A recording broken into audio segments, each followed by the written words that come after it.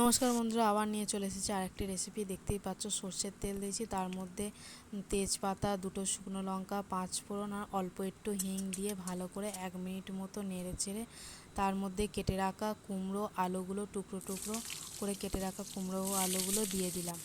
দিয়ে তার মধ্যে নুন দিয়েছি আর দিয়েছি হলুদ গুঁড়ো। হলুদ দিয়েছি একটু কালারের জন্য, আর নুন দিয়েছি তাড়াতাড়ি একটু ভাজা হয়ে যায়। ভালো করে 3 থেকে 4 মিনিট মতো ভালো করে ভেজে নিয়েছি। ভাজা ভাজা হয়ে এলে তার মধ্যে দিয়ে দেবো এবারে ছোলা। দেখতেই পাচ্ছ, ছোলা দিয়ে আরও 2 মিনিট মতো ভালো করে মিডিয়াম আঁচে আমি ভাজা করে নিচ্ছি। যদি তোমাদের এরকম রান্না যদি ভালো লেগে থাকে অবশ্যই লাইক, কমেন্ট, শেয়ার করতে ভুলো না। তার মধ্যে দেখো এক এক আমি মশলা দিতে থাকছি।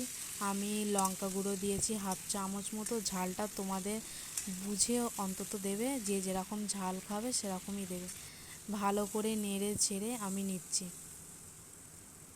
নেড়ে ছেড়ে নেওয়ার পরে ভাজা হয়ে গেলে 1/2 মগ মতো জল দিয়েছি। জলটাও আন্দাজ মতো নিয়েছি। একটু দেখতেই পাচ্ছ সমস্ত সবজিটা ডুবে গেছে, সেরকম বুঝেই নিয়েছি।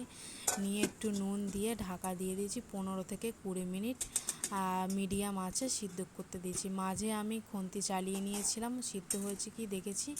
দেখতেই পাচ্ছ হালকা রস আছে। ভালো করে নেড়ে ছেড়ে নেওয়ার পরে 1 চামচ মতো চিনি দিয়েছিলাম, কারণ কুমড়োটা অলরেডি মিষ্টি ছিল, সেখানে আমি অল্পই মিষ্টি দিয়েছি।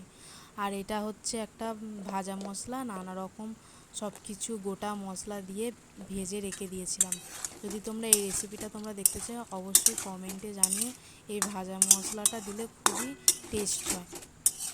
ভাজা মশলাটা দিয়ে আরও 2-3 মিনিট মতো একদম মাখা করে কুমড়োর তরকারিটাকে আমি করে নিয়েছিলাম।